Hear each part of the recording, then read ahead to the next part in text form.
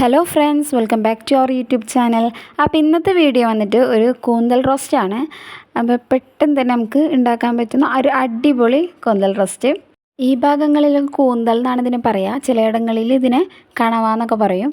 അപ്പോൾ അതിനു മുന്നായിട്ട് നിങ്ങളെൻ്റെ ചാനൽ ആദ്യമായിട്ടാണ് കാണുന്നതെങ്കിൽ ഒന്ന് സബ്സ്ക്രൈബ് ചെയ്യുക. അതിനോടൊപ്പം ഒരു ബെലൈക്കൺ വരും, അതിൽ ക്ലിക്ക് ചെയ്യുക. അതിൽ ഓൾ എന്ന ഓപ്ഷനിൽ ക്ലിക്ക് ചെയ്യുക. എന്നാലിനി വീഡിയോയിലേക്ക് കിടക്കാം. ഒരു 1/2 കിലോഗ്രാം കൂന്തലുണ്ട്. ഇത് ഒരു നന്നായിട്ട് ക്ലീൻ ചെയ്തിട്ട് റിങ് പോലെ ആയിട്ടാണ് ഇത് കട്ട് ചെയ്തെടുത്തിട്ടുള്ളത്.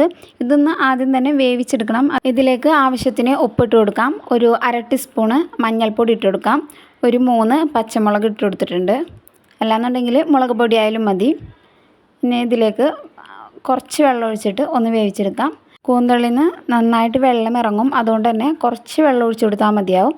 ഇതിന് ജസ്റ്റ് ഒരു വിസിൽ മതിയാവും. അപ്പോൾ നമുക്കതൊന്ന് അടുപ്പത്തേക്ക് വെക്കാം. ഇത് വെന്ത് വരുമ്പോഴത്തേനും നമുക്ക് റോസ്റ്റിലേക്കുള്ള കാര്യങ്ങളൊക്കെ ചെയ്യാം. അതിനുവേണ്ടി ഞാൻ ഇവിടെ എടുത്തിട്ടുള്ളത് 2 വലിയ സവാള, ഒരു വലിയ തക്കാളി, ഇഞ്ചി വെളുത്തുള്ളി പേസ്റ്റ്, ഒരു 2 പച്ചമുളക്, പിന്നെ ആവശ്യത്തിന് കറിവേപ്പില. ഇനി അടുപ്പത്തേക്ക് ഒരു പാൻ വെച്ച് കൊടുത്തിട്ടുണ്ട്. നന്നായിട്ട് ചൂടാകുമ്പോൾ ഓയിൽ ഒഴിച്ച് കൊടുക്കാം. ഇനി ഇതിലേക്ക് ഒരു 1.5 ടേബിൾ സ്പൂണ് ഇഞ്ചി വെളുത്തുള്ളി പേസ്റ്റ് ഇട്ട് കൊടുക്കാം. എന്നിട്ട് നന്നായിട്ടൊന്ന് വഴറ്റി കൊടുക്കാം. ഇപ്പോൾ ഇവിടെ ഇഞ്ചി വെളുത്തുള്ളി പേസ്റ്റിൻ്റെ നല്ല പച്ചമണമൊക്കെ പോയിട്ട് നന്നായിട്ട് മൂത്ത് വന്നിട്ടുണ്ട്. ഇനി ഇതിലേക്ക് എടുത്ത് വെച്ചിട്ടുള്ള സവാള ഇട്ട് കൊടുക്കാം. ഇനി ഇത് നന്നായിട്ടൊന്ന് വഴറ്റി കൊടുക്കുക. ഇത് ഒന്ന് പെട്ടെന്ന് വഴണ്ടി വരാനായിട്ട് ഒരു 1/2 ടീസ്പൂണ് ഉപ്പിട്ട് കൊടുത്തിട്ടുണ്ട്.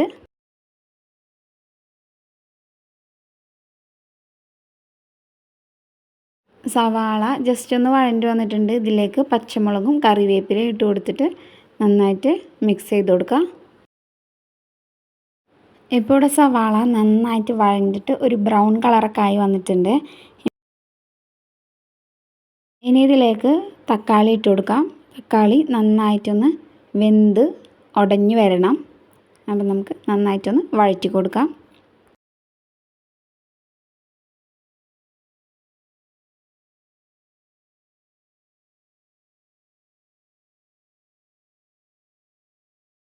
ഇപ്പോൾ ഇവിടെ തക്കാളിയൊക്കെ നന്നായിട്ട് വെന്ത് വന്നിട്ട് നന്നായിട്ട് മസാല റെഡിയായി വന്നിട്ടുണ്ട്. ഇനി ഇതിലേക്കുള്ള പൊടികളൊക്കെ ഇട്ട് കൊടുക്കാം. ഒരു 1/2 ടീസ്പൂണ് മഞ്ഞൾപ്പൊടി, ഒരു 2.5 ടീസ്പൂണ് മല്ലിപ്പൊടി, ഒരു 2 ടീസ്പൂണ് മുളക് പൊടി ഇട്ട് കൊടുത്തിട്ടുണ്ട്. ലോ ഫ്ലെയിമിൽ ഇട്ടിട്ട് വേണം പൊടികളൊക്കെ ഇടാനായിട്ട്. ഇനി നന്നായിട്ടൊന്ന് മിക്സ് ചെയ്ത് കൊടുക്കാം. അപ്പോൾ കൂന്തളിലേക്കുള്ള മസാല ഇവിടെ റെഡി ആയിട്ടുണ്ട്. ഇനി നേരത്തെ വേവിക്കാനായിട്ട് വെച്ചിട്ടുള്ള കൂന്തളൊന്ന് നമുക്ക് നോക്കാം.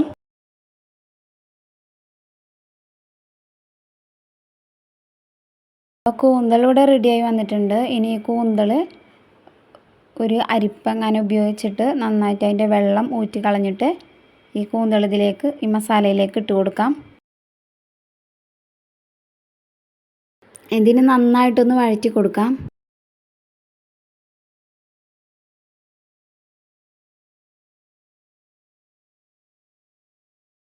കൂന്തൾ വേവിച്ചെടുത്തിട്ടുള്ള കുറച്ച് വെള്ളം ഇതിലേക്ക് ഒഴിച്ചു കൊടുക്കാം. അപ്പോഴത്തേനും നന്നായിട്ടൊന്ന് തിളച്ച് വരുമ്പോൾ ഇതിലത്തെ കൂന്തളിൽ ഈ മസാലയൊക്കെ നന്നായിട്ടൊന്ന് പിടിക്കും. അതിന് വേണ്ടിയിട്ടാണ്.